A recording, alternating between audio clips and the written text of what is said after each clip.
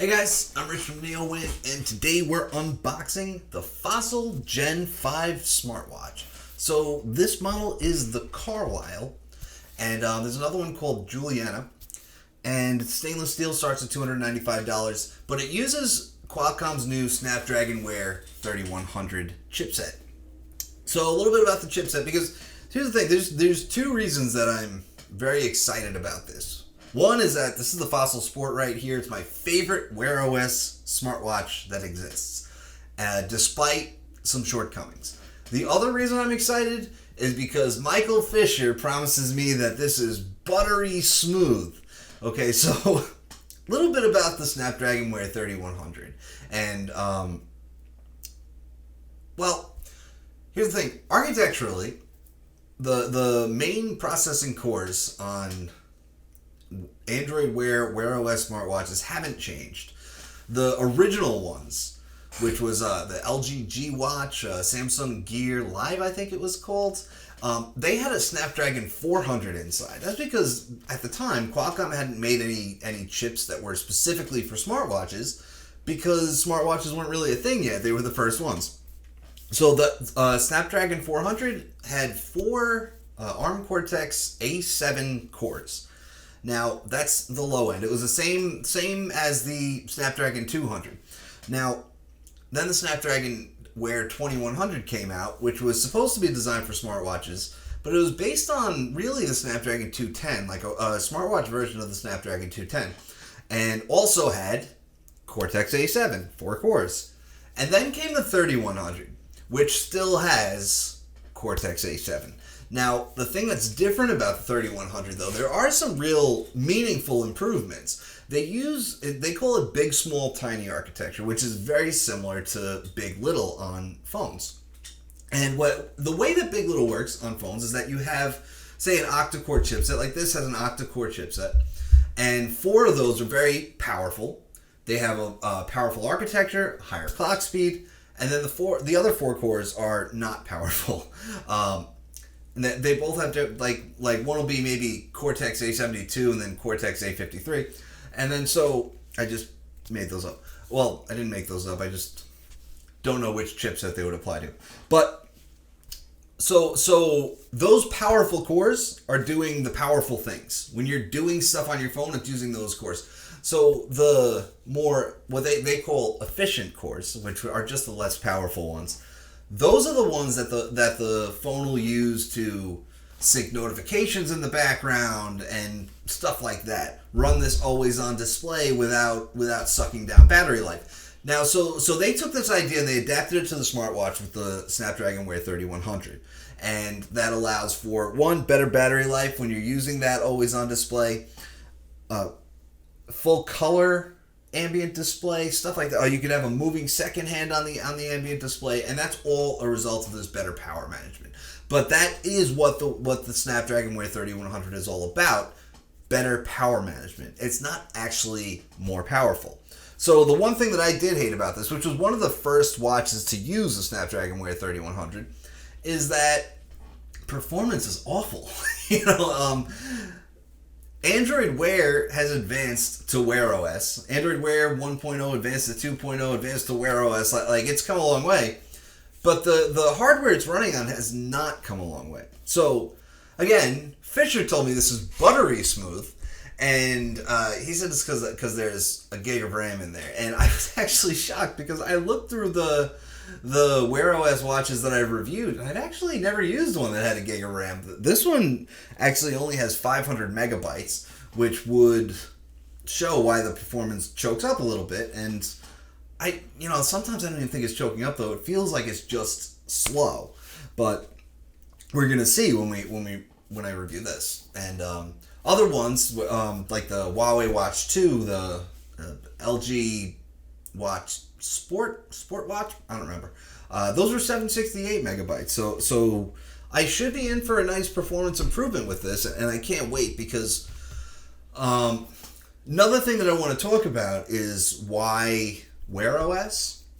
I've reviewed a variety of wearables, the Huawei Watch GT, also fitness bands, also coming from Huawei, and the Huawei Band 3E, Band 3 Pro, stuff like that. So why Wear OS rather than something else? There are other smartwatches. Samsung makes one that's based on Tizen. I've actually never reviewed one of those. And then there's that Huawei Watch GT that uses something called Light OS.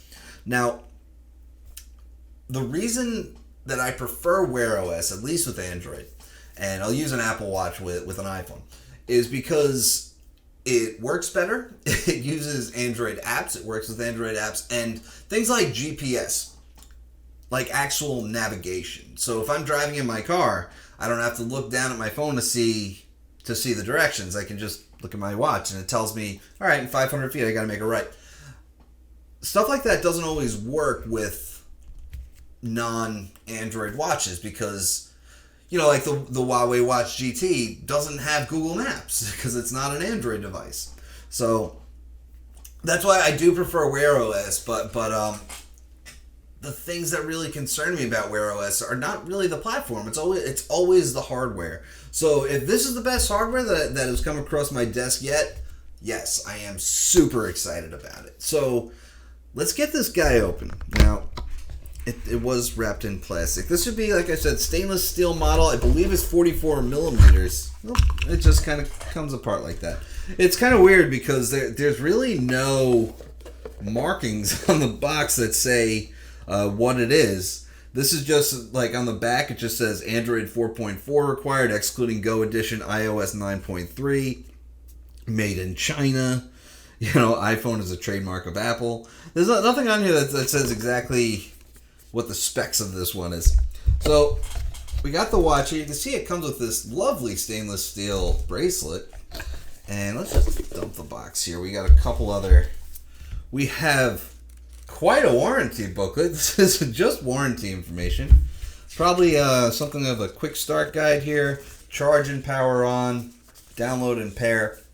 Now this will work with an iPhone or an Android phone. Like I said, 4.4 or better, excluding Go. And everybody's Android device. If you're buying a smartwatch, I'm sure that your Android device has higher than Android 4.4 at this point. But so you can use it with an iPhone. It will have its own Google Play Store, so you can still get apps and everything. And all Wear OS watches have their own Google Play Store. Here's the thing. With this watch, Fossil is actually trying to make it better to use with an iPhone. They're making their own app, which is actually kind of cool, which should allow you to make calls. There's a speaker on this watch for the first time. So it should feel like more native integration. And hopefully that works out well because that app isn't coming till later this year. And I don't know if I'll actually be able to review that app before I publish my review on this. If not, I'll update the review. So basically what's in the box when you get rid of everything else, there's just the charger and the watch itself. So see, we got this little sticker on the watch. It's not actually 1056. We're just going to peel that off because we're going to boot this up in a moment. One thing that I like about Fossil watches is the charger. It's actually quite interesting because you can see the charger has 2 pins on it. And on the bottom of the watch, there's a round ring, which you might not be able to see from here. So yeah, like I said, two little pins on the charger, and the round ring on the bottom. The charger connects to any part of that ring. So normally I like to say that I like to see wireless charging on smartwatches because I just think it makes more sense. Usually when you have a couple pins on the back, they end up just maybe getting dirty over time. They get a little the charger doesn't work as well, and that's not an issue with this because the charging surface is just so large and you can put it in any position that you want. You can see that it actually does rotate around here, and it'll just charge. So it's a nice solution that Fossil came up with. Alright, so this appears to not be turning on, so we're just going to pop this on here, and this is going to turn it on. Some devices are just kind of like that, where they won't, it doesn't mean the battery's dead, they just won't charge they won't turn on until you just throw a charger on there, and then suddenly the battery's full again. So while this is booting up, we can see that there are differences, obviously, big differences between the casing, and that's to be expected. One is built for sports, one is clearly more of a fashion thing. And that was one of the things that I really fell in love with for the Fossil Sport. I saw it for the first time at CES, and I just picked it up, and it is just insanely light. And I was wearing an Apple Watch at the time, like, wow, this is just crazy how light it is. So we're gonna set this up. Now, obviously, the Fossil Sport doesn't come with a stainless steel frame, and if you want to talk about how it's made of stainless steel, it's worth noting that this thing costs $295 because some other companies offer stainless steel watches for about $800. And obviously, I'm talking about Apple. So we have Wear OS here, and we're just gonna start setting this up now. All right, see Carlisle, which it is the Carlisle model, which it doesn't come up as the Gen 5 Fossil Sports smartwatch, which is fine. All right, we're gonna pair, and we're connected. So the setup process is pretty straightforward. You do it on your phone. It'll transfer all your accounts from your phone. Okay, so this should finally be done setting up. It did take a good 5 minutes there. One thing that I do hate about Wear OS is that it's going to force me to do a tutorial in a second. And that, to me, is one of the most annoying things. Oh, is it not? Wow, that could be new. Oh, there we go. Welcome to Wear OS, learn more. So, I mean, for a video, I guess it's helpful, right? So, I'm a notification. Tap to expand. That's how notifications work. Tap again to collapse the notification. Swipe to dismiss. And we can swipe from the top. This is actually useful, and quick settings here. It does have NFC for Google Pay. There's watch mode, which is the one right in the middle on the bottom there. Do not disturb is super important on an Android Wear watch because it doesn't seem to actually know that when you take off your watch, you don't want notifications. So Google Assistant, if you swipe in from that direction, if we swipe in from over here, we get Google Fit, and we can tap to sign in.